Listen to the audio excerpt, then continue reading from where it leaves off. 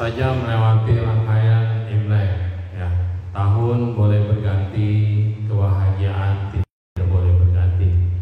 Kita harus terus bahagia, memupuk kebahagiaan, membiasakan pikiran kita untuk bahagia. Karena kalau dengan pikiran yang bahagia, kita akan bisa terus memancarkan kebahagiaan ke dalam sel-sel tubuh kita. Kalau kita tidak pernah merasakan kebahagiaan, maka sel-sel tubuh kita akan lebih cepat rusak. Sel yang bahagia adalah sel yang sempurna. Dia akan bulat sempurna. Bila diri kita merasa tidak bahagia, maka sel itu akan rusak. Sel tubuh kita, sel darah tubuh kita akan rusak. Dia akan berduri. Kenapa? Sama. Kenapa batin saya tidak bahagia? Kenapa batin saya penuh masalah? Kenapa saya tidak bisa merasakan kebahagiaan? Demikian juga kenapa tubuh saya semakin lama semakin cepat tua, semakin cepat lemas, karena Anda tidak pernah bahagia. Makanya dikatakan Xinnian Kuai-le. Pertanyaannya, Nimen Kuai-le ma? Xinnian tahun baru, tapi Bu Kuai-le tidak bahagia, ya namanya bukan Xinnian Kuai-le. Orang bilang Kuai-le jadi diganti dengan selamat, selamat tahun baru, padahal artinya bukan begitu. Artinya Xinnian Kuai-le, tahun baru happy, ditulis jadi Happy New Year, ya kan? Itu udah benar tuh bahasa Inggris. Terjemahan ke bahasa Indonesia, selamat tahun baru, artinya ping an, ping an, peng an doang, happy-nya kagak. Kita harus tahu Xinnian Kuai-le, Nimen Kuai-le ma, gitu kan pertanyaannya. Tahun baru ini bahagia enggak? Karena momen tahun baru itu adalah momen kebahagiaan. Di awal tahun baru kita diberikan kejutan-kejutan, baik bencana, baru saja di Turki 7, berapa itu ya? 7,5 per 8. Wah, luar biasa. Ampun, satu gedung tinggi langsung rubuh. Belum lagi tahun ini banyak banget kauseng tate yang meninggal dunia, para master, para biksu, Lompo dari Thailand, terus kemudian gak lama Eyang dari Indonesia, biku yang paling senior saat ini. Lalu nyusul lagi guru kami Mahaguru Xun Yin dari Fo Guang Shan. Nah, semua hampir berbarengan. Di tahun baru ini mereka juga langsung ke Chile Seci. Ya, kalau yang lain bertekadnya lahir lagi jadi manusia, lahir lagi di tanah suci, mau lahir di surga atau di Tusita, itu adalah tekad setiap orang, tidak sama. Tetapi kita bisa katakan bahwa segala sesuatu yang ada awalnya, pasti ada proses dan ada akhirnya. Tidak ada yang ada awal, kemudian tidak ada akhir. Semua diawali dan berproses dan kemudian berakhir. Kalau memang semesta ini tidak ada awal dan tidak ada akhir, itu adalah hukum kesunyataan yang disebut dengan hukum sunyata. Karena sunya atau emptiness, dia tidak ada awal dan tidak ada akhir. Tujuan akhir hidup kita adalah mencapai kebahagiaan nirwana yang tanpa kondisi itu. Sebelum kita mencapai nirwana, maka kita muter-muter aja di dalam lingkaran samsara. Bahasa Buddha begitu mencapai penerangan sempurna yang dikatakan Rensheng Kuwa, kehidupan manusia kuwa duka. Manusia duka, semesta punya duka. Segala sesuatu yang terbentuk tidak kekal, semuanya dicengkeram oleh penderitaan. Pertanyaan daripada Buddha yang pertama adalah ajaran untuk melenyapkan duka, melenyapkan penderitaan. Maka yang dimaksud dengan penderitaan hanya ada 8. Lahir, tua, sakit, mati. Begitu seseorang sudah lahir, harus siap dia menderita. Kita manusia sudah lahir sebagai manusia, berarti kita harus menjalani derita kita sebagai manusia. Itu udah hukumnya. Tapi derita sebagai manusia ini juga ada muncul, ada berlangsung, dan ada lenyap. Setiap detik, setiap momen, setiap saat dia muncul, berlangsung, lenyap, muncul, berlangsung, lenyap. Saat ini sakit gigi, dapat duit banyak banget, dikasih ampau, lupa sakitnya, betul? Happy kan? Happy menggantikan duka, lupa sama sakitnya. Terus kemudian ampaunya sudah diterima, dimasukin lagi ke tas, giginya sakit lagi, muncul lagi duka. Lalu kemudian dapat teman atau dapat apa, terserahlah, pokoknya Anda merasakan momen bahagia, lupa lagi sama sakitnya. Setelah itu berlalu, sakit lagi, cenat-cenat. Ini adalah duka. Weh, iya, selamat malam Pak Astono Pangkal Pinang. Jadi demikian juga dengan tubuh yang berproses, tubuh yang terus-terusan nyiksa. Yang nyiksa itu memang sakit gigi, sakit kepala, namanya sakit, nggak ada yang happy. Kalau sakit happy, itu sakit apa? Sakit apa yang happy? Sakit apa? Jatuh cinta. Di mana-mana orang bilang kalau jatuh sakit, ya kan? Jatuh sakit kan? Tapi kok orang jatuh cinta katanya kagak sakit. Sakitnya entar kalau udah patah hati, putus cinta, terus sakit. Jatuh cinta tuh jatuh yang kagak sakit. Tapi yang namanya sakit pasti akan menimbulkan penderitaan, dan yang namanya penderitaan itu adalah pembelajaran. Tanpa hidup kita bisa menderita, tidak ada pembelajaran. Orang hidupnya senang terus, happy terus, bisa belajar nggak menderita itu apa? Dari kecil dia selalu ada dan ada. Semua keinginannya diikuti, apapun yang mau bisa dicapai. Tahu-tahu apa yang terjadi? Bangkrut keluarganya, atau dia harus mengalami penderitaan atau habis-habisan. Bisa siap tidak menerima penderitaan? Belum tentu. Dibanding orang yang memang sudah susah, setiap saat sudah susah, setiap saat dia harus berjuang, harus fight. Uang 1.000 rupiah sangat berharga, maka dia bisa bertahan hidup. Orang yang sudah biasa happy, begitu jatuh sulit bertahan hidup. Kenapa? Flat hidupnya. Orang yang sudah biasa susah, begitu dia sukses, dia akan menghargai setiap keringat orang lain. Karena dia juga dulu begitu.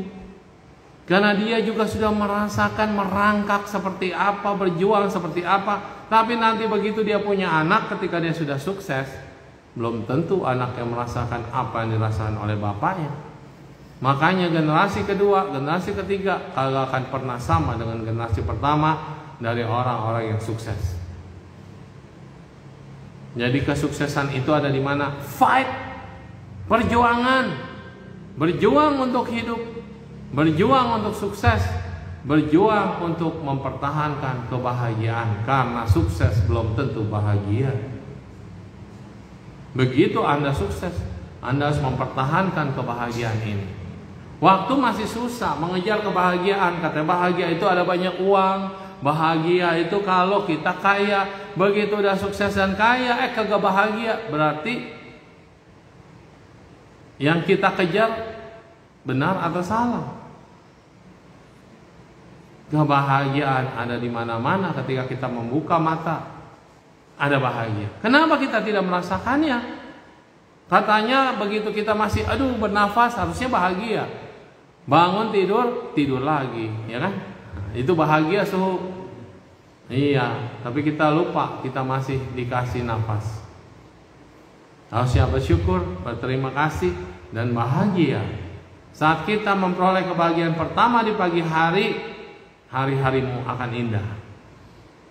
Kalau Anda bangun tidur udah ngomel-ngomel, marah-marah, taume itu satu hari, malang, tidak beruntung satu harian. Benar nggak? Kalau Anda pagi-pagi sudah memperoleh kedamaian, kebahagiaan, satu hari itu kayak cepat banget berlalu dan bawaannya happy. Kalau seseorang sudah tidak happy, dia bukan hanya satu hari, 2 hari, 3 hari, berhari-hari bisa. Maka manipulasi pikiran ada setiap momen. Pikiran kita memanipulasi kita atau kita memanipulasi pikiran. Emang ada bedanya, Su? Ya. Saat ini kita dimanipulasi oleh pikiran. Yang kita anggap happy belum tentu happy. Yang kita anggap penderitaan mungkin itu adalah kebahagiaan. Penderitaan orang lain mungkin kebahagiaan buat kita. Orang lain menderita, syukur lu. Saingan jatuh, good, nggak punya saingan lagi. Ini adalah berbahagia di atas penderitaan orang lain. Dan kalau kita yang memanipulasi pikiran, saat kita lagi down, saat kita lagi di bawah, kita katakan semua ini hanya sementara. Saya pasti bisa maju, saya pasti bisa sukses, saya pasti bisa menjalani tahun baru ini dengan apa? 新年快乐，你们快乐吗？ Masa Singin mengatakan iu soyo. Dia datang dari daratan Cungko nggak punya apa-apa, mengembara masuk ke Taiwan bersama-sama dengan berapa belas biku lainnya dan mengembangkan Buddha Dhamma baru di daratan Tiongkok, daratan Taiwan, dari Tiongkok datang ke Taiwan.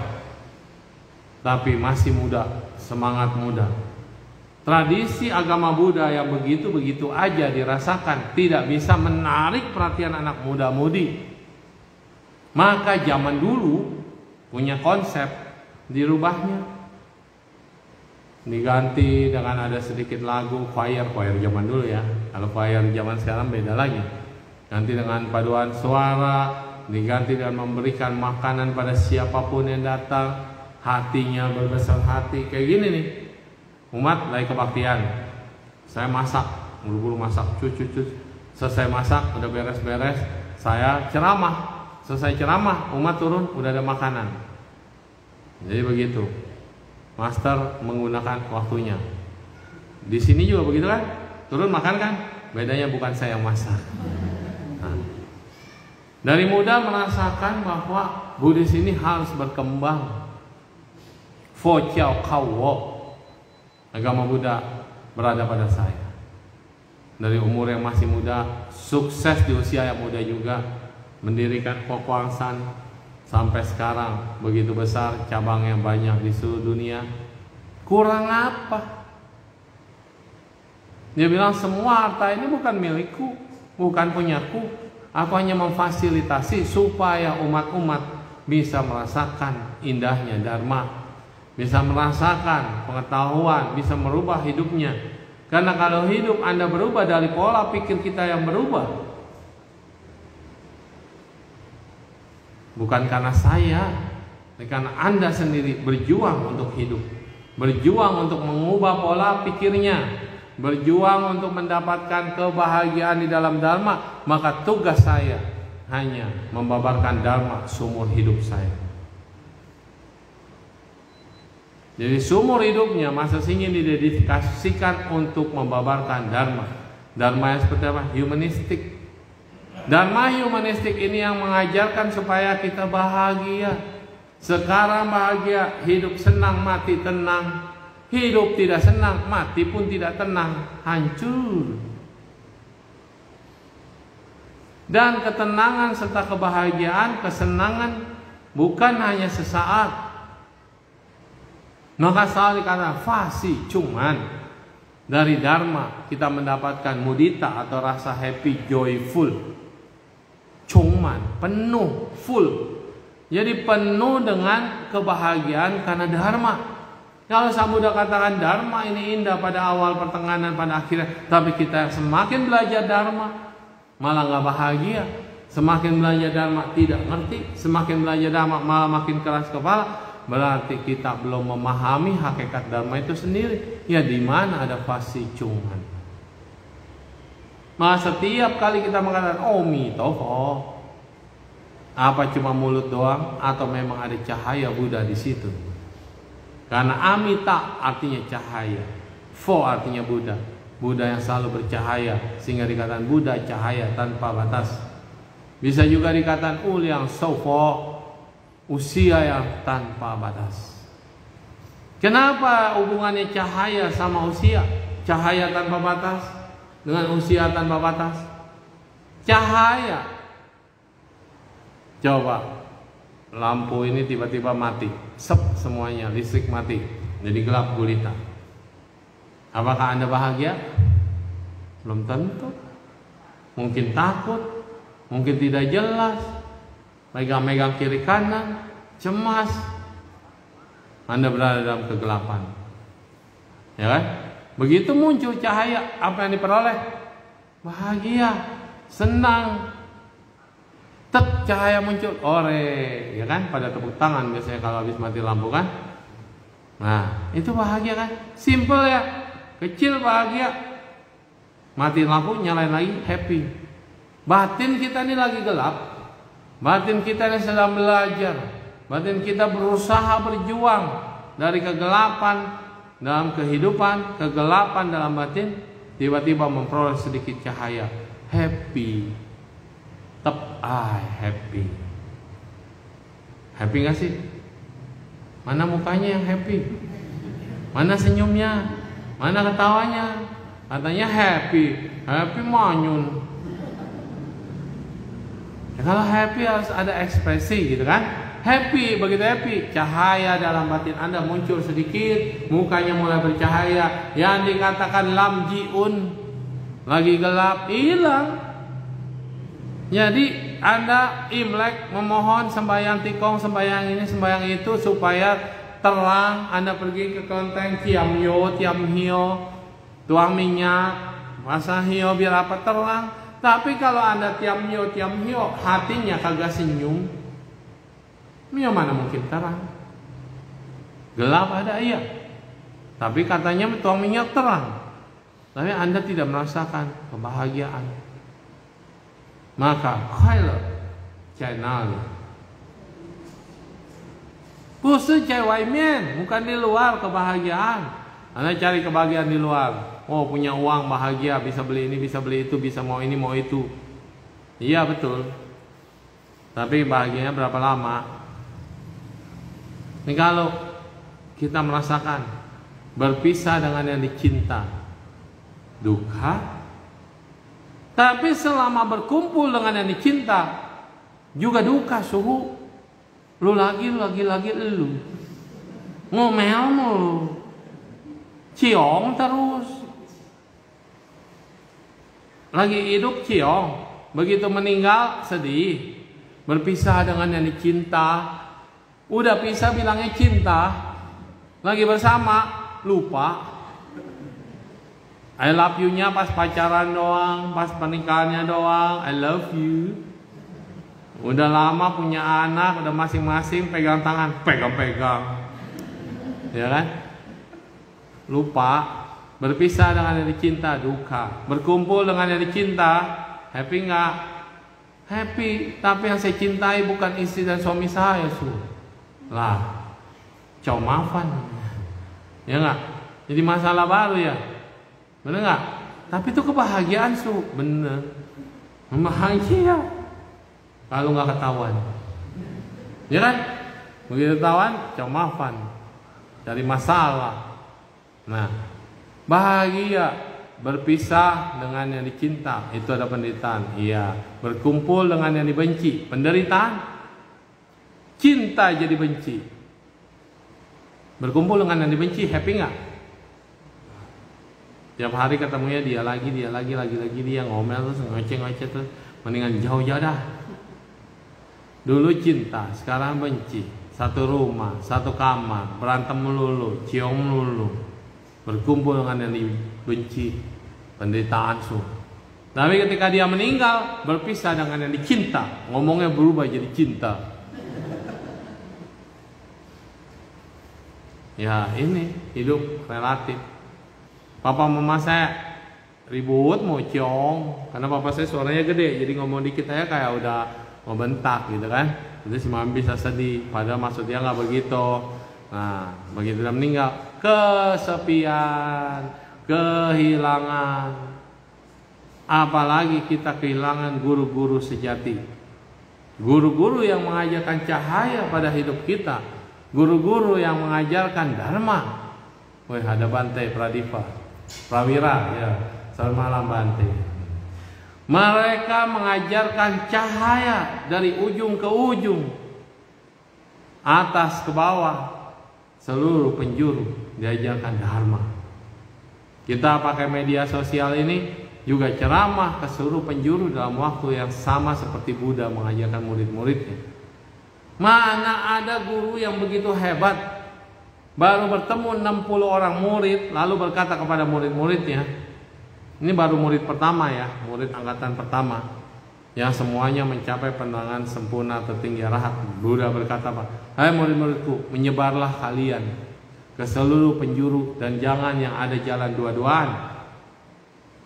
Baru gelombang pertama, ini murid pertama, udah disuruh nyebar. Belum lulus ujian, maksudnya semester baru dimulai, udah langsung disuruh jadi dosen. Belum wisuda. Tapi karena mereka sudah mencapai tingkatan arahat, luar biasa pengetahuannya, tanpa tidak ada yang tidak dia tahuin, pengetahuannya tanpa batas. Tapi logikanya, Buddha baru bicara tentang berapa khotbah. Buddha belum khotbah selama 45 tahun. Terus murid-muridnya disuruh nyebar. Gimana cara komunikasinya? Dulu tidak ada handphone, tidak ada iPad, tidak ada kayak Zoom meeting, tidak ada live. Gimana cara murid-muridnya tahu perkembangan ajaran Buddha? Benar nggak? Logikanya ya, nggak ada TV, nggak ada apa. Kalau Master Cheng Yen punya cabang di seluruh dunia dan umat-umat dari insan suci banyak tersebar di mana-mana, itu kompak setiap jam 6 pagi nongkrong di depan TV, ajarannya sama toh, nggak bakal ada menyimpang. Zaman dulu, zaman Buddha, kagak ada televisi, nggak ada internet, nggak ada apa, gimana bisa semuanya ngikutin perkembangan Buddha? Jadi dari kata-kata ini menunjukkan zaman dulu Zoom-nya udah pakai ini, pikiran. Semua tinggal pejamkan mata, connect sama Buddha, langsung Buddha muncul di depan lagi khotbah. Wah, keren kan? Ya teknologi zaman dulu ada teknologi pikiran. Makin lama 2500 ke bawah, teknologi, mesin canggih, otak manusia muncul, pikiran manusia muncul, yang digantikan dengan mesin. Dulu orang nggak pakai kalkulator, kalau ke pasar orang apa? Ceceng no pego, cit pego, lak pego, langsung ketahuan berapa duit, ya kan? Dia cuma ngitung-ngitung, belum pakai simpoa, yang simpoa itu mah lebih lemot dikit, karena pakai alat bantu. Dia cuma ngomong ini berapa, set, kehitung berapa, ngecek pasar pagi, jago hitung-hitung. Dulu engkong saya cuma tulis, udah ketahuan. Sekarang udah pakai kalkulator, Sekarang lagi tinggal masukin Excel, di zoom keluar. Salah sorot, salah lagi. Ada yang nggak kesorot, salah kolom, salah format, salah. Jadi pikiran kita ini downgrade, digantikan dengan teknologi. Jadi kemajuan orang zaman dulu lebih canggih karena pikirannya.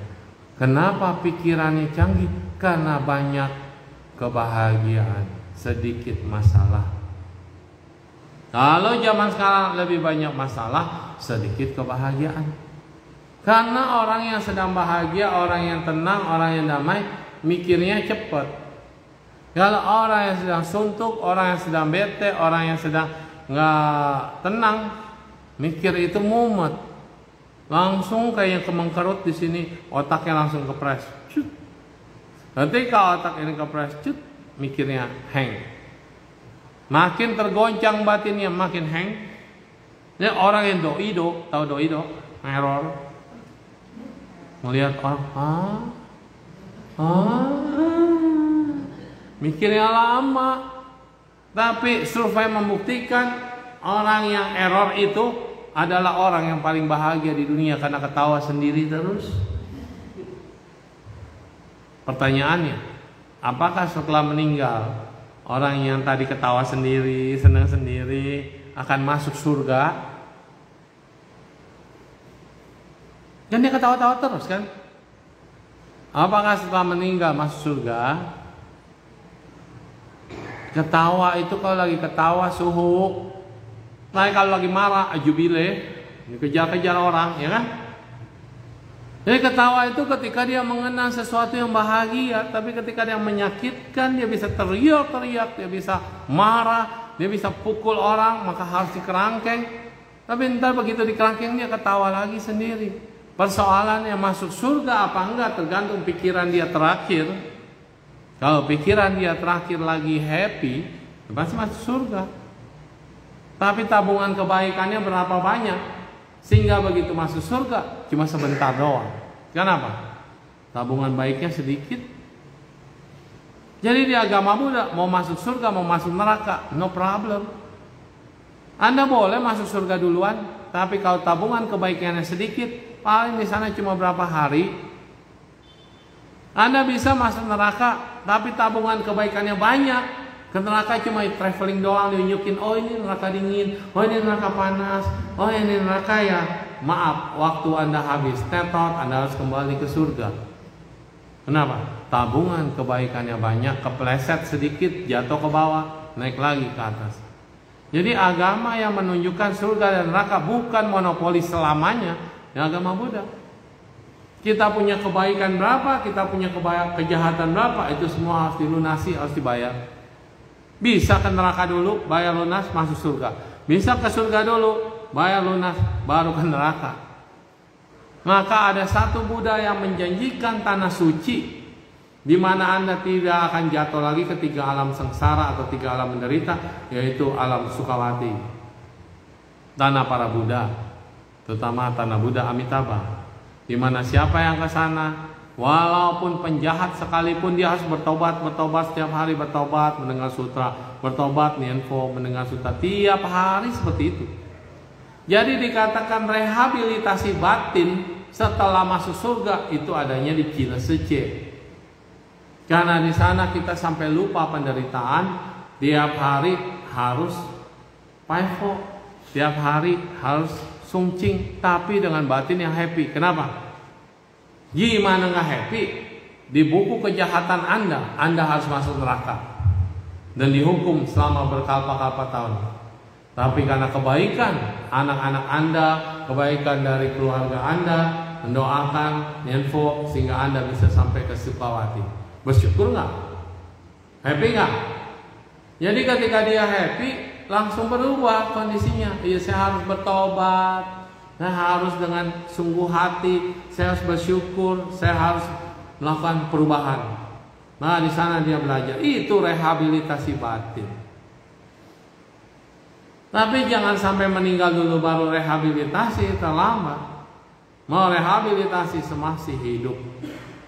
Kita rehab batin kita saat masih hidup, sehingga ketika kita masih hidup ini kita bisa merasakan perubahan batin. Saat kita meninggal, enggak langsung dari tahap awal, karena Sukawati ada 9 tingkat. Sang Chungsya bagi 3. Kalau kita dari awal lagi, beginner mulainya, lama, menghabiskan banyak waktu, dan belum bisa bertemu dengan Buddha Amitabha. Karena Hua Hai Me Kai, dan tadi pelimpahan jasa Hua Kai Chenfo. Ketika bunga mekar baru bisa melihat Buddha. Itu hanya ada di level lanjutan. Jadi bersyukur kalau kita sudah merehabilitasi batin saat hidup. Saat meninggal kita tidak dari level bawah, kita naik kelas langsung lompat ke Chung maupun ke yang atas sama. Jadi nggak perlu dari bawah. Syukur-syukur dalam hidup ini kita melengkapi paramita dan kita langsung lompat ke Patipusa. Anda mencapai tingkat kesucian Sotapana, Sakadagami, Anagami, Arahat, jadilah pusa. Anda langsung ke Patipusa, yaitu Bodhisattva tingkat 48 dari 52 tingkat. Maka rehabilitasi batin atau revolusi batin dimulai dari saat kita hidup. Mati itu hanya to be continue. Meninggal itu hanya melanjutkan perjalanan. Maka para master kausentate yang baru saja menjalankan kehidupannya sebagai manusia dan tutup usia, yakinlah mereka tidak akan menderita. Mereka tinggal melanjutkan perjalanan sesuai dengan tekad mereka. Memberikan kemudahan kepada banyak orang, memberikan pengalaman kepada semua orang, merubah 1 orang, 2 orang, 3 orang, ribuan orang, jutaan orang dari tidak baik menjadi baik. Kungtenya berapa banyak. Merubah 1 orang dari gelap ke terang aja, itu uliang upien kungte, apalagi bisa merubah banyak orang. Bagaimana merubah banyak orang? Ya dengan dharma, dengan ceramah, dengan menulis buku, dengan memberikan pengalaman, semangat, menemani, mensupport, mendidik, membuat sekolah, membuat televisi, bikin koran, bikin rumah sakit, mengajak semua orang untuk terjun ke masyarakat, menolong mereka yang perlu ditolong. Inilah ajakan. Jadi master berkata, jangan membuat tanah suci setelah meninggal. Jadi kita bikin dunia kita sekarang seperti tanah suci, sehingga tanah suci ini ada di sini, sehingga tanah suci ini kita rasakan bersama semasih hidup. Dengan keluarga akrab di rumah kita adalah tanah suci. Nggak ada perbedaan, nggak ada perberanteman, nggak ada permusuhan, tidak ada kecekcokan. Ini tanah suci, penuh cinta kasih, penuh ulas asih, penuh bahagia, dan semuanya bisa tenang seimbang. Ada masalah, bisa dengan pikiran yang tenang menyelesaikan masalah bersama-sama. Tapi kalau dari rumah kita sudah dibuat kondisi neraka, terbakar. Every day was burned by emotion. Terbakar karena cinta kasihnya hilang, terbakar karena tidak ada ulas asih, terbakar karena nggak bahagia. Maka rumah ini sudah terbakar. Rumah tangga terbakar. Bagaimana kita bisa bersosialisasi dengan tetangga-tetangga kita? Kebakaran juga tetangga kita. Tetangga bilang apa? Lihat tuh rumah sebelah brang-breng-brong mulu. Lihat tuh tetangga sebelah ribut terus. Ketika kita keluar, mata-mata tetangga bukan lagi mata penuh cinta kasih, tapi penuh waspada. Jangan dekat-dekat, nanti kita kebakaran. Mata orang mulai menjauhi kita, mencurigai kita. Bagaimana kita bisa memberikan sumbangsi yang lebih besar lagi? Apalagi memberikan kebahagiaan bagi semua, bagi negara, bagi dunia. Nggak ada. Maka ketika rumah menjadi surga, penuh kebahagiaan, siapapun yang masuk ke rumah Anda akan bisa merasakan hawa yang baik, hawa yang positif. Maka rumah itu sudah menjadi indah. Meninggal surga. Kenapa? Meninggal adalah to be continue dari kebiasaan yang kita lakukan saat ini. Kalau kebiasaan yang penuh dengan happy, kebahagiaan pasti lahir ke atas. Kebahagiaannya berantem dulu, iri hati terus, cemas terus, ketakutan terus, jatuh. Karena kebiasaan disebut dengan acina kama. Maka kenapa kita biasakan nien fo. Pikiran kita penuh dengan Buddha, supaya kita bisa sinergi. Buddha adalah sifat luhur. Buddha adalah sifat mulia. Kalau dikatakan kita nienfo, hati kita ada Buddha, tapi kita marah, kita sedih, kita cemas, ini adalah hubungannya sama fanau, bukan sama Buddha. Fanau adalah kekotoran batin, Buddha adalah pencerahan. Tapi bukan berarti fanau kita tidak bisa menjadi Buddha. Dengan adanya kekilesa, dengan ada kekotoran batin, dengan ada fanau, kita belajar menjadi lebih kuat, menjadi lebih bertahan, dan kita bisa melihat cahaya kebuddhaan itu sendiri. Artinya, kaipian womanten niento, merubah pikiran kita dari negatif ke positif, maka kita akan lebih bahagia. Maka tadi kembali sinien kuaile, tahun baru yang bahagia.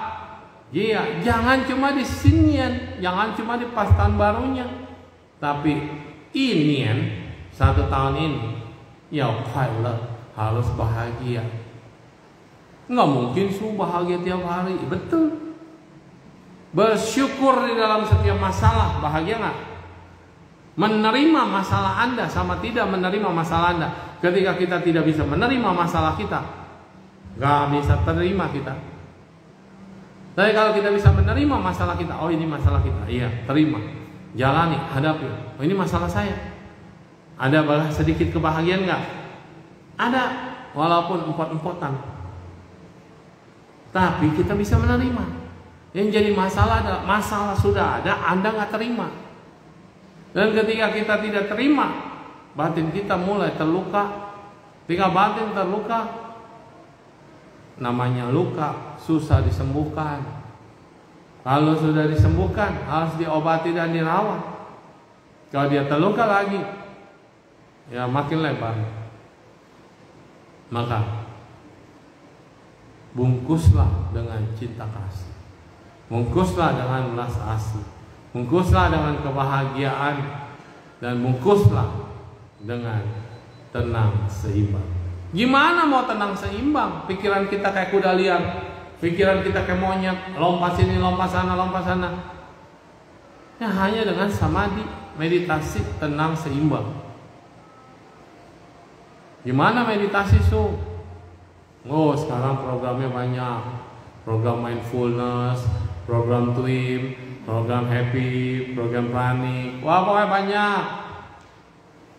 Tapi kalau meditasi Buddhis free, gratis, tekniknya itu doang, karena tidak dikembangkan. Di teknik meditasi yang berbayar banyak, metodenya menyenangkan. Kok berbayar su? Ya karena mereka organisasi, ya karena mereka butuh perputaran. Yang diajarkan Buddha gratis. Ngapain? Cuma ngamati nafas, cuma lama. Masuk keluar, lama-lama ngorok. Orang lain ngorok kita dengerin, sendiri nggak bisa ngamati. Itu yang gratis, free mah. Tapi yang gratis ini kalau kita bisa dalemin, luar biasa. Bisa lebih tenang, bisa lebih damai. Kapan su? Lama. Nggak bisa cepat mengubah. Lagi ada masalah suruh meditasi, malah nggak tenang. Ini benar juga. Orang lagi ada masalah, duduk, malah muncul masalah. Orang yang dibenci muncul. Gimana su menghadapinya? Itu muncul dalam meditasi saya. Senyumin. Oh, orang yang disenyumin makin gede kepala su. Wah, dia merekayasa pikirannya sendiri. Akhirnya nggak tenang juga. Jadi meditasilah selagi Anda dalam keadaan waras, lagi dalam keadaan happy, lebih cepat. Ya lebih cepat. Kalau meditasi dalam keadaan blur, meditasi dalam keadaan emosi, meditasi dalam keadaan stres, tegang, lambat. Itu udah hukumnya. Kenapa? Yang Anda hadapi bukan orang lain saat meditasi. Yang Anda hadapi adalah pikiran sendiri. Dan pikiran sendiri ini hebat. Dia bisa menciptakan film yang berjudul-judul. Film dengan skenario yang paling hebat. Karena pikiran kita sendiri yang meng-create, menciptakan. Gak suka sama orang. Jelas orang yang ada, tapi direkayasa dan pikiran kita bikin cerita bla bla bla bla. Ya kan? Itu dia. Maka kembali lagi ke topik Sinian Kuala. Mudita happiness, Kuala bahagia. Bahagia yang kayak apa? Bersyukur bahagia nggak? Benar. Kalau nyukurin orang, lebih bahagia sih. Bersyukur itu kita harus berterima kasih. An Popusa Paupe Pauyo mah kesayangan ya. Popusa Pauyo menjaga, melindungi. Berterima kasih pada udara yang masih bisa kita hirup. Berterima kasih karena mata kita masih bisa melihat. Karena suatu saat bisa aja mata kita tiba-tiba lamur, kemudian kita kehilangan penglihatan, bisa. Berterima kasih saya masih bisa bernafas, saya masih bisa makan, saya masih bisa mendengar. Berterima kasih karena saya masih punya orang-orang yang kita sayangi. Berterima kasih karena kita masih punya makanan untuk dimakan, tempat untuk tidur, baju untuk dipakai. Kita lupa berterima kasih. Jadi kata terima kasih ini, kalau ada orang ngasih barang ke kita, kita ucapin terima kasih. Tapi apa yang kita miliki, apa yang kita masih bisa lakukan, apa yang kita masih bisa kerjakan, kita lupa berterima kasih. Ada 4 kalimat mujarab. Tadi saya lihat ada Ibu Erina Wongso dari Medan. Beliau adalah pengajar budi pekerti yang luar biasa dari Medan. Kerjanya keluar masuk penjara, memberikan penyuluhan, mengubah orang yang tadinya galak, yang jahat, yang cemas, yang takut, yang menghadapi hukuman mati, berubah menjadi mutiara-mutiara bangsa yang mereka mengabdi. Yang tadinya nggak pernah bernamaskara kepada ibunya, tidak pernah bersyukur pada hidupnya, bisa berubah. Itu dia, beliau, nggak tahu masih ada nggak ya Ibu Erina. Terima kasih pengajarannya. Dia juga mengajarkan Ho'oponopono dalam versi Indonesia, 4 huruf forward. Apa itu? I'm sorry. I'm sorry. Berapa banyak orang yang berani minta maaf? Berat banget keluar kata maaf. Udah tahu kita salah, udah tahu kita penyebabnya daripada kesalahan, mau keluar kata minta maaf susah. Yang pertama, I'm sorry. I'm sorry. Say sorry is too hard to say. Ngomong sorry itu susah. Nana, 对不起，对不起我， apalagi 对不起你。你要对不起我. Susah ya. Mau minta maaf berat, apalagi memaafkan. Mana lebih berat? Minta maaf atau memaafkan? Mana lebih berat? Memaafkan. Kenapa? Karena orang lain melukai kita. Kalau kita minta maaf, kita yang bikin masalah keluar. Kita yang ngelukain orang lain lebih susah dibanding kita memaafkan. Karena memaafkan itu adalah kita menerima perbuatan orang itu. Kita sadari mungkin dia nggak sengaja, mungkin dia tidak gimana ya, atau dia sudah membuat saya jadi begini, saya nggak terima dendam saya. Maka memaafkan itu lebih sulit daripada minta maaf. Tapi kenyataannya ego kita juga sangat sulit untuk keluar kata minta maaf. Jadi dua-dua ini adalah kesulitan manusia, minta maaf dan memaafkan. 对不起, I'm sorry. Terus apa? Please forgive me. I'm sorry adalah kesan spontan. Nah, I'm sorry, maafin saya. Please forgive me adalah kesalahan yang sudah besar. Qing Yan Liang Wo. Yuan Liang, memaafkan saya. Ini adalah ketulusan dari kesalahan yang pernah saya lakukan. Kalau I'm sorry ya sorry aja, ya sorry Jack gitu. Tapi Qing Yan Liang Wo ini adalah buat menghapus dendam. Kalau sorry kesalahan-kesalahan biasa, kesalahan kecil. Tapi please forgive me adalah kesalahan besar. Mungkin suami sudah selingkuh, nggak bisa dimaafkan sama istrinya. Kalau bilang I'm sorry aja. Nggak dikatakan please forgive me. Please forgive me. I'm sorry, I cannot forgive you. Susah. Artinya forgive ini lebih besar. Kenapa? Anda harus memberikan hidup Anda harus memberikan muka Anda harus memberikan ego Anda untuk dihancurkan, dileburkan. Please forgive me. Ini lebih dalam lagi. Jangan sampai ada dendam di antara kita. Ya kan? Terus apa lagi? I'm sorry, please forgive me. Say thank you. Thank you. Terima kasih. Anak sekarang susah lo ngomong thank you, bener nggak? Dikasih duit, ya udah bye, jalan. Dikasih barang, oke, kayak udah biasa gitu. Dikasih itu sudah biasa. Jarang banget yang ngucapin thank you, terima kasih. Saya perhatikan. Saya baru ceramah begini nih. Ini ceramah, ya. Apa aja tadi? Ucap terima kasih, ya. Entah begitu makan, kan ada sintan tuh yang memberikan makanan, atau ada yang bagian piring atau bagian apa. Nggak ada mulutnya thank you, nggak ada. Ini anak sekarang. Kenapa? Dia merasa sudah menjadi raja di tempat yang tinggi, sudah menjadi putri di tempat yang tinggi. Pangeran-pangeran dan putri, raja dan ratu yang harus dilayani. Bahkan orang tua sudah kewajiban melayani dia.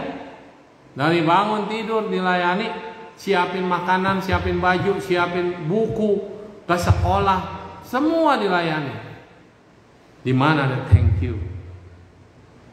Zaman dulu orang tua capek kita kasih minum, orang tua datang kita pijitin.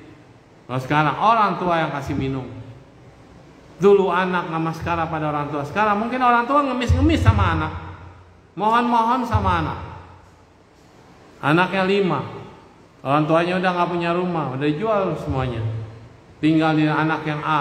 Mama, kapan mau ke rumah dede? Itu dede belum kebagian jatah, mama belum tinggal di sana. Begitu ke dedenya bilang ke adenya lagi yang nomor 3, mama kayaknya belum ke sana tuh, ditungguin di sana, dilempar-lempar kayak bola. Nah kalau orang yang berduit kayak bola rugby, sekali dapat nggak mau dilempar. Kalau udah nggak punya duit, ya bola voli, lempar sini, lempar situ, smash sini, smash sono. Mending udah anak yang nggak kurang aja, yang kurang aja, tendang sini, tendang sono, orang tuanya ditendang-tendang. Nah ini kenyataan. Maka buat para orang tua zaman sekarang, jangan pernah menyerahkan harta benda Anda. Serahkanlah pendidikan, serahkanlah prestasi pada anak-anak, dan mereka berkarir, mereka sukses. Uangmu adalah uangmu. Berikanlah buat kepentingan orang banyak. Karena itu kalau didanakan kita nggak nikmatin, kita tidak menikmati masa tua kita. Kita tidak pernah merasakan kedamaian kita. Kita tidak pernah merasakan hari tua kita. Akhirnya kerja seumur hidup, warisan cuma jatuh ke anak. Anak lupa sama orang tua. Akhirnya Anda tua menderita. Gunakan untuk bagianmu. Itu uangmu, danakan. Yang Anda danakan itulah milikmu. Menyimpan buat anak. Kalau anak susah, bantulah dia. Itu susah, wajib dibantu. Anak sukses, ya udah sukses. Tapi kan di mata anak-anak, mau yang sukses pun uang adalah uang. Makanya dikatakan uang gak kenal orang tua, uang gak kenal saudara. Orang yang paling sukses manapun tetap butuh duit. Padahal waktu sebelum sukses dapat duit dikit, berterima kasih. Udah sukses duitnya selalu kurang dan kurang. Jadi relatif duit itu. Digunakan untuk kebahagiaanmu, jalan-jalan, pakai buat happy-happy. Berdana pakai nama sendiri. Jangan nunggu udah meninggal baru didanakan atas nama almarhum, percuma. Yang mendanakan anaknya, ya berarti yang besar komisinya buat apa? Kebaikannya buat anaknya, komisi kebaikan. Berdana tidak langsung, sama berdana langsung. Siapa yang dapat manfaatnya? Yang langsung. Tuh, mau bahagia, bahagiakan dirimu sendiri. Anak kecil sudah dianggap raja, sudah dianggap putri. Jadi udah kewajiban. Nggak ada kata terima kasih, maunya terima dulu. Udah terima dia nggak mau kasih orang. Kasih yang second, kasih yang BS. Terima kasih. Ya kan? Harusnya dibiasakan anak kecil itu kasih. Kasih sayang. Kalau dikasih akan disayang. Kasih, beri, memberi, belajar memberi. Memberi itu terangkan hati. Hanya memberi tak harap kembali. bagai sang surya menyinari dunia. Yang terakhir, I love you. Katakan I love you pada orang yang disayangi saat ini sebelum terlambat. I love you. Katakan sayangi pada orang-orang yang patut disayangi. Orang-orang yang homeless, yang gak punya uang, yang jatuh, sayangi. I love you. Kalau kita ingin memberikan kebahagiaan cinta kita pada orang lain, maka itu namanya cinta kasih. Cinta itu harus dikasih. I love you adalah bentuk ekspresi. I love you pada semua makhluk.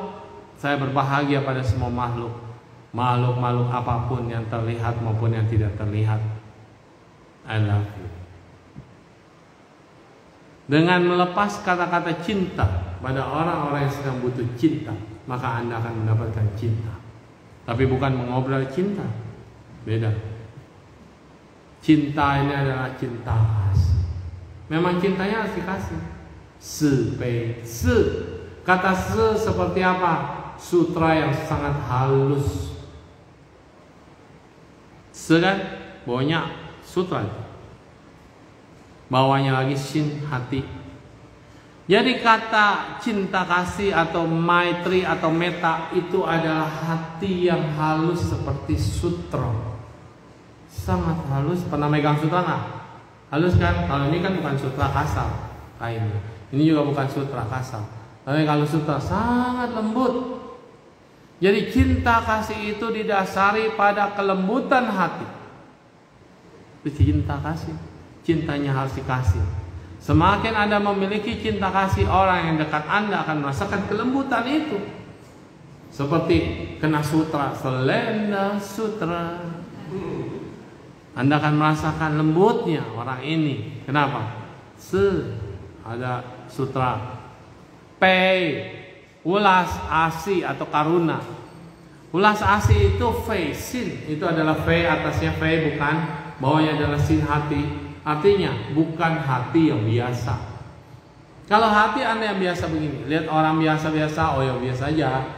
Tapi ketika hati Anda tersentuh ketika melihat orang lain jatuh, orang lain menderita, orang lain sedang kesusahan, hati Anda ikut sedih, pedih, ingin membantu, itu namanya fashion atau yang dikatakan P. Bukan PI kan kesedihan, sorrow. Tapi ini adalah hati Anda mulai terketuk, tuk. Sehingga orang yang merasakan karuna akan merasakan diperhatikan. Cuma perhatian doang. Emang perhatian ada maknanya, suhu? Ada yang bertanya, suhu, ini yang bertanya lewat IG Live. Mau nanya kalau kita dana atas nama ortu yang masih hidup bagaimana, suhu? Ya langsung aja kasih ke ortunya. Lebih bermanfaat Anda membalas kebaikan dana untuk orang tua. Itu lebih bermanfaat. Kalau Anda berdana kepada orang lain atas nama ortu juga bermanfaat. Bermanfaat, ya sama manfaat. Ya enggak? Orang tuanya masih hidup. Apalagi setelah kita berdana ajak orang tua dari duitnya duit kita. Mungkin kita siapin barang-barangnya. Lewat tangan orang tua kita yang masih hidup itu berdana pada orang lain, itu lebih bagus. Kita mau baksos, tapi ajak orang tua Anda yang nyerahin, lebih baik. Betul? Iya, karena berdana langsung, manfaatnya juga langsung. Berdana tidak langsung, manfaatnya juga tidak langsung. Nah, kembali ke laptop. V, sin, jadi P, karuna.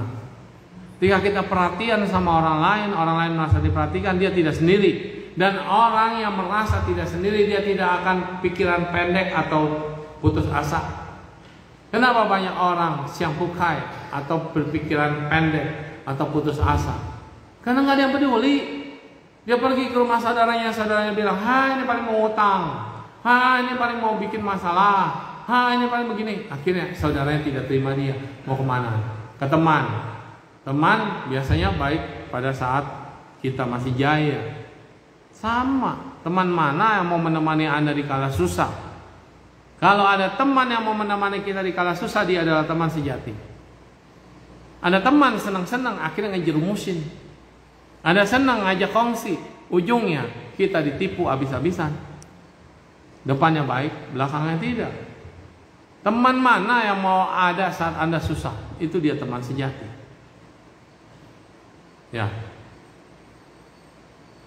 Jadi ulas asih adalah menemani.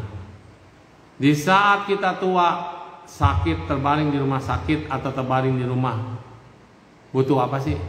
Teman, bukan butuh duit. Banyak anak-anak berpikir ketika orang tua udah tua, tenang mah, udah saya transfer. Rumah sakit udah saya bayarin. Itu mah kewajiban. Transfer dari jauh. Tapi kalau datang, langsung berasa. Dipegang tangan orang tuanya, diajak ngobrol, ditemani. Ya mungkin setengah hari atau berapa jam. Banyak orang lebih mementingkan ibadah dibanding menemani orang tua. Hari Minggu waktunya kumpul keluarga, malah penting ibadah.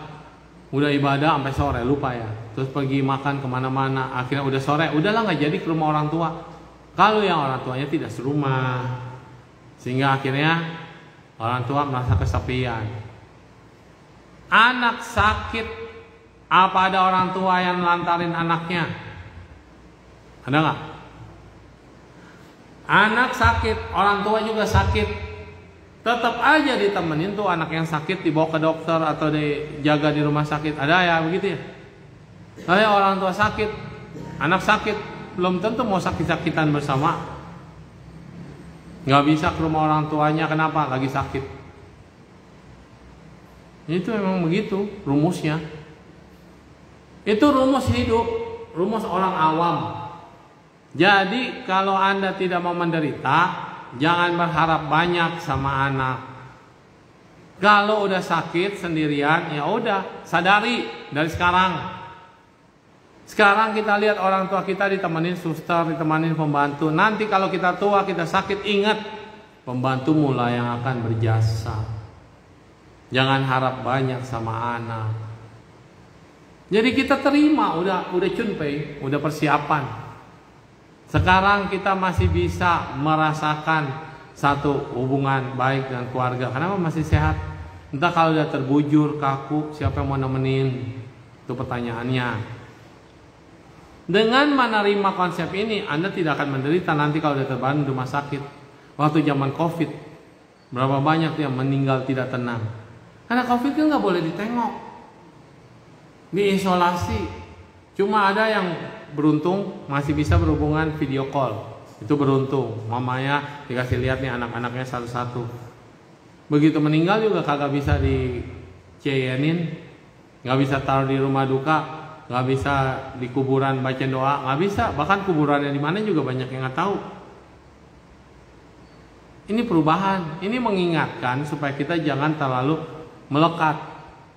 Sakit harus ditemenin, harus dikunjungin, harus dijagain. Meninggal harus dibaca doa, naik mobil beriring-iringan, diantar pada pemakaman terakhir. Anda harus mandiri. Makin ke depan, ulas asih makin turun. Makin ke depan, cinta kasih makin turun. Makin ke depan, orang akan semakin sibuk sendiri. Sekarang ayo udah pada sibuk HP sendiri kan, makan keluarga, semuanya pada diam-diam ngobrol aja pakai HP. Ketawanya ketawa ngeliat TikTok. Ya kan? Bukan ketawa obrolan makan bersama.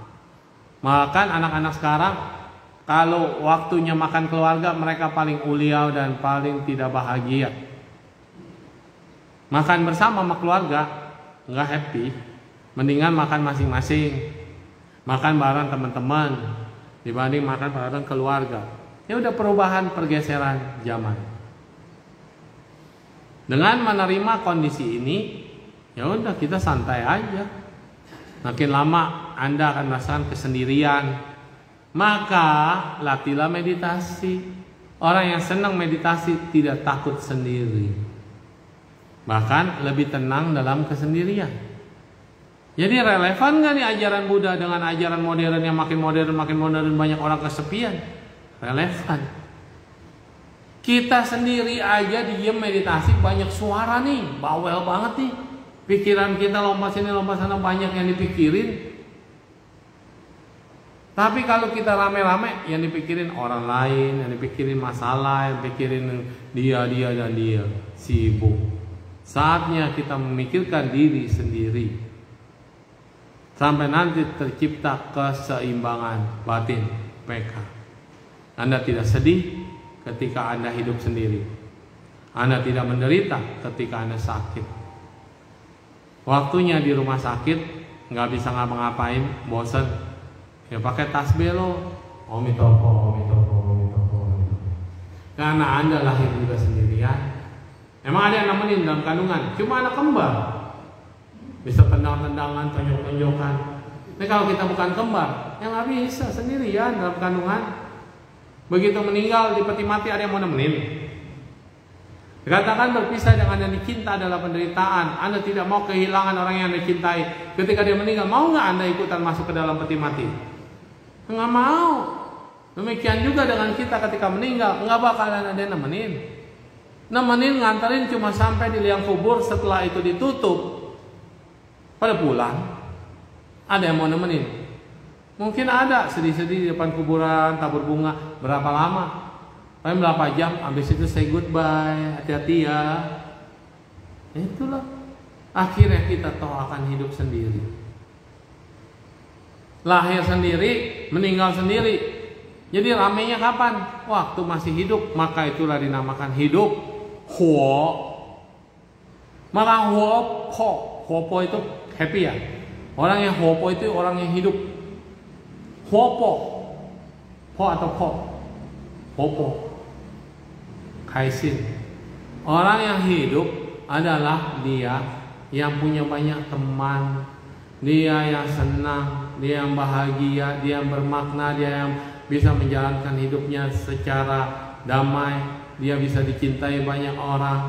Dia bisa merasakan apa yang orang lain rasakan. Dan begitu gak ada dia, sepi rasanya, kehilangan rasanya. Begitu dia beneran meninggal, semua orang sedih. Kenapa? Karena dia memberikan kehidupan. Jadi namanya kehidupan itu kalau aktif, kalau pasif namanya mati. Jadi ketika kita hidup, ya harus aktif. Anak kecil ramai banget, berisik banget. Kadang-kadang kita lihat, aduh ini anak-anak berisik. Tapi entah ketika anak-anak udah gede, rumah sepi, bener nggak? Kepengen buru-buru punya cucu. Biar apa? Rame lagi rumahnya. Jadi waktu punya anak pertama kecil-kecil, aduh pusing kepala. Begitu anak gede-gede, pusing juga sepi rumahnya. Pengen buru-buru cepetan bikinin cucu biar rame lagi. Dan sadar ketika kita udah punya cucu, kita sudah tua. Entar begitu punya cicit, udah rentak. Itulah manusia. Oke? Paham? Apanya ini paham? Coba ulangin tadi ngomong apa. Saya juga lupa tadi ngomong apa. Yang jelasin Nian Kuai jangan cuma tahun baru bahagia. Tian Kuai Kuai cepet. Ya kan? Kuainya cepet kan? Apa yang cepet? Coba pikirin. Kuai cepet. Le-nya apa? Happy. Le-nya tulisannya sama dengan yue. Dia cuma dua bahasa, dua arti. Yang satu le happy, yang satu yue musik. Ya nggak? In yue te ye sama kuai le te le sama kan? Sama. Cuma beda penggunaan kata. Satu happy, satu lagi musik. Jadi musik itu bikin happy, benar? Benar. Yang kuai itu juga kuai. Sama kan? Kuai itu sama nggak? Oh beda ya, ada besinya ya. Kuai itu, tulisan kuai itu, sumpit. Kuainya sama nggak ya? Wah mesti lihat rumus, kamus. Kuai itu. Kuai le artinya Anda harus cepat-cepat happy. Apanya yang cepat-cepat? Move on, move off. Saat batinmu tidak happy, saat kamu sedang sedih, saat kamu sedang marah, harus quiet, cepat, pencet, cut. Jadi quiet le, jadi happy le. Alat musik namanya le qi, musik bahagia, ya kan? Atau yue qi, musik, alat musik. Nah, quiet, cepat, cepat. Kenapa harus cepat? Kenapa kebahagiaannya cepatkah? Bukan. Cepat merubah suasana hati supaya bisa menjadi happy. Bukan kebahagiaan yang singkat, bukan. Ya, Xinian kuai, cepat-cepatlah Anda happy. Kuai, kuai, kuai, cepat, cepat, cepat. Kalau lagi marah, kuai, bukan cepat marah. Kuai, le. Jadi bisa merubah pola pikir, pola pandang, gaya hidup, dan gaya. Gimana suhu merubahnya susah. Orang lagi marah diketawain. Yang ketawa itu ngajak happy, tapi dia makin marah. Orang lagi marah diketawain. Salah. Padahal tujuannya, ayo ketawa lagi. Coba kalau anak-anak bayi udah nangis, dia ketawa, seneng gak kita? Coba kalau orang gede udah nangis-nangis ketawa, udah marah-marah ketawa. Coba anak kecil marah-marah kesel, terus dia ketawa lagi, seneng. Kenapa? Anak kecil tancun, pikirannya polos. Orang tua pikirannya kacau. Begitu udah marah-marah ketawa, apa lu ketawa-tawa? Habis dimarahin ketawa, kok ketawa? Jadi suasana hati orang tua berbeda dengan suasana hati anak kecil. Maka kalau dibilang saya masih baby face, muka babi, muka baby, ya baguslah. Ya. Orang yang paling bahagia di dunia ternyata adalah seorang Rinpoche. Ya. Ada satu Rinpoche yang di Amerika dites pakai alat tes, dia bahagia. Mingyur Rinpoche juga dites. Apa benar bukunya The Joy of Living, jadi hidup bahagia itu cocok sama penulisnya? Kayak saya bisa nulis, tapi apakah saya benar-benar bahagia? Kan begitu. Jadi Mingyur Rinpoche dites juga nih pakai alat mesin otak, apakah dia berbahagia? Ternyata yes, gelombang bahagia. Dan hormon endorfin adalah muncul saat Anda bahagia. Jadi katakan tiap hari, I'm sorry, please forgive me, say thank you, I love you. Kalau Anda sakit, ada badan-badan menderita, batin, pikiran, pusing, pegang, I'm sorry, please forgive me, thank you, I love you. Katakan pada sel-sel tubuh kita, I'm sorry, please forgive me. Hei jantung, jantung, I'm sorry, kegendutan oe. I thank you, please forgive me, karena kamu harus bekerja sangat keras. I love you ya, thank you ya, thank you. Jantung kita nggak pernah dipegang, nggak pernah diajak ngomong, nggak pernah diterima kasihin, kerja terus setiap saat. Akhirnya dia ngambek. Begitu ngambek, mampet dia. Begitu mampet, pasang ring lo di balon ditiup, jutaan bunyinya, tiao tiao tiao tiao, cap cap cap cap, tiao tiao tiao tiao, pe pe pe tiao. Mahal. Sentuh, pegang, thank you, I love you, I'm sorry, please forgive me. Perut yang sakit mah, kenapa namanya sakit mah? Sutris, stres, pegang. Aduh mah di mana sih mah? Lambung ke sini. I'm sorry, please forgive me, I thank you, I love you. Percayalah, sakit mah Anda tetap ada, tetapi rasa sakitnya berkurang. Kambuhnya kapan-kapan, nggak sering. Tiap hari dikatakan thank you, thank you, thank you. Oh, cepat berbuah ya karma baiknya sehingga cepat sembuh. Semoga yang tadinya lambungnya yang terluka cepat sembuh, didoain. Punya tanaman, ajak ngomong. Tanaman mawar kayak bunga atau apapun, anggrek ya, diajak ngomong. I love you, thank you, terima kasih ya sudah memberikan kebahagiaan. Terima kasih pada bunga. Nggak percaya, buktikan besok.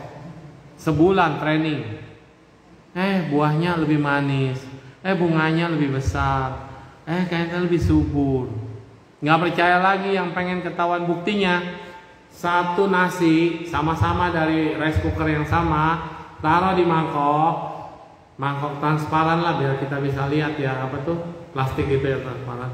Tulisin, tempelin pakai stiker, tempelin jelek, bau, kata-kata jorok kayak, kata kasar kayak, semua katanya taruh di pojokan. Satu lagi tulis I love you, you are so grateful, kamu hebat, kamu cantik, kamu baik, kamu putih, kamu bersih, kamu suci. Tulis, taruh di pojokan. Nggak usah diajak ngomong, cuma ditempelin kertas itu doang. 1 minggu kemudian cek, pasti bulukan kan? Masih basi, bulukan. Cek buluknya sama nggak berbuluknya. Ternyata ini bulukan juga tapi lebih putih dan lebih sedikit. Ini bulukan hitam banget.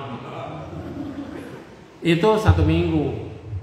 Nah, udah ditulis pakai tulisan, udah sama nih. Ini percobaan kedua, udah tulis pakai tulisan sama kayak yang pertama. Anda tiap hari bangun pagi sama mau tidur ke situ omel-ngomelin, dasar nasi bau busuk jelek gitu kan. Nah terus udah selesai, ke pojokan yang sononya satunya lagi puji-puji dia, bilang terima kasih, thank you ya, bagus loh, aduh warnanya bersih. 1 minggu juga sama hasilnya. Lihat, besok praktekkan di rumah, minggu depan kabarin saya. Minggu depan nggak ada saya di Bandung. Mungkin penceramah dari luar, saya ngundang penceramah dari luar ya. Nanti dia datang ke Bandung. 2 minggu lagi kita ketemu lagi, cerita ya. Kalau perlu nasinya bikin 2 minggu.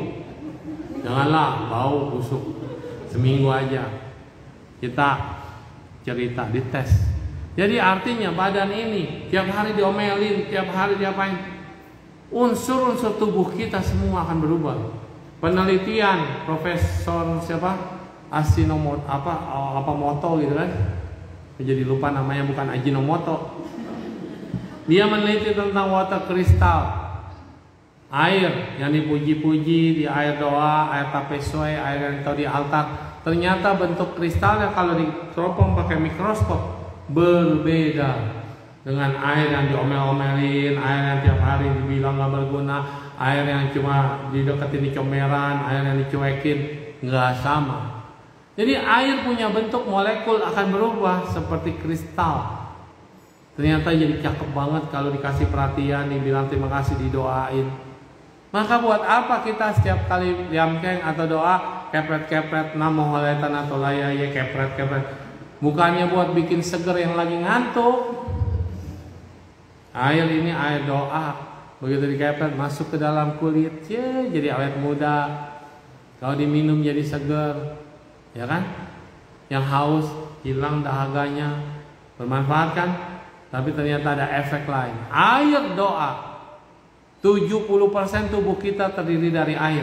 Begitu kita minum air doa, bersinergi dengan air dalam tubuh kita, tadi kristal yang positif karena udah doain, kalau di altar dikasih pikiran yang bagus, maka air ini akan mengubah sel-sel tubuh kita yang lain. Kalau kita percaya air di dalam gelas ini didoain 70% berubah, satu tubuh kita ini 70% juga terdiri dari air. Kalau kita sering banyak berdoa, banyak meditasi, banyak mengucapkan tadi I'm sorry, say thank you, please forgive me, I love you, maka unsur air dalam tubuh kita juga akan menjadi lebih baik. Kenapa banyak orang kena kanker, kenapa banyak orang kena stres, kenapa banyak masalah? Karena itu tubuhnya lebih banyak beban, pikirannya suntuk, sehingga mengakibatkan sel tubuh dia berubah. Apalagi yang membenci dirinya sendiri. Bagi mereka pembenci dirinya sendiri katakan, "Hi, I'm sorry, saya sudah belajar Dharma. Mulai sekarang tidak ada aku yang perlu dibenci. Aku yang dulu bukan aku yang sekarang, dan aku yang akan datang bukan aku yang sekarang. Saya mau menciptakan aku yang akan datang yang lebih bahagia, lebih positif, lebih tenang, lebih damai." Jadi gunakan ini dalam bentuk pikiran kita sehingga mengkontrol semua unsur-unsur dalam tubuh kita. Maka si aku tidak ada lagi yang dulu. Pengalaman di masa lalu menjadikan pembelajaran di masa sekarang, dan pengalaman masa sekarang akan membentuk karakter di masa akan datang. Tentu semua orang harus punya tujuan. Nah, tujuan ini akan terbentuk sesuai dengan pikiran. Yang kita pikirkan positif akan ke arah yang positif. Yang kita pikirkan negatif akan membawa kehancuran dan kenegatifan. Oke? Sinian kuaile, niman kuaile mah. Kuaile. Entah pulang. Mau beda cerita lagi sudah. Oke. Ya begitulah yang bisa saya sampaikan hari ini. Ya, minggu depan nanti ada penceramah dari luar. Ya, nanti saya kasih tahu konfirmasi. Tolong datang juga. Nah, dia juga salah satu praktisi pembelajar, pemberi motivasi. Ya, semoga bisa bermanfaat. Semoga yang diajarkan akan lebih membawa kita menjadi lebih berubah. Jadi kalau ada penceramah dari luar, tolong jangan gak datang, malah lebih rame. Jadi suhunya ngundang juga. Wah, umat Dhammasagara banyak ya. Ya kalau orang udah jauh-jauh datang cuma 3 baris, ya kan? Sayang lah. Nah itu. Tapi kalau suhu yang datang juga harus pada datang. Suhunya ada, ya. Entah pada kalau ada suhu mah nggak usah datang. Terbalik jadinya, jangan. Kebaktian adalah kesadaran. Karena Anda yang datang, Anda yang mau berbakti. Bukan kebaktian milik pemimpin upacara. Kebaktian adalah Anda yang ingin berbakti. Berbakti pada Buddha Dhamma, berbakti pada diri sendiri, berbakti pada cinta kasih. Cinta kasih kenapa harus dibaktiin? Bakti itu adalah sumbangsi. Kerja bakti. Bukan kerja bakti ada keterpaksaan. Namanya kerja itu berbuat bakti. Maka sumbangsi Anda untuk orang lain. Jadi cinta kasih juga adalah bakti. Cinta kasih pada orang tua, cinta kasih pada guru, cinta kasih pada negara, ini adalah bakti. Ya, saya semuanya semoga berbahagia, dapat memperoleh kebahagiaan, dan tahun mendatang atau tahun ini akan menjadi lebih baik lagi. Tadi tahun gati-gati para sanggati beriswa. Tadi tahun gati-gati para sanggati beriswa. Tadi tahun gati-gati para sanggati beriswa. Amitofo. Cese semuanya, Amitofo.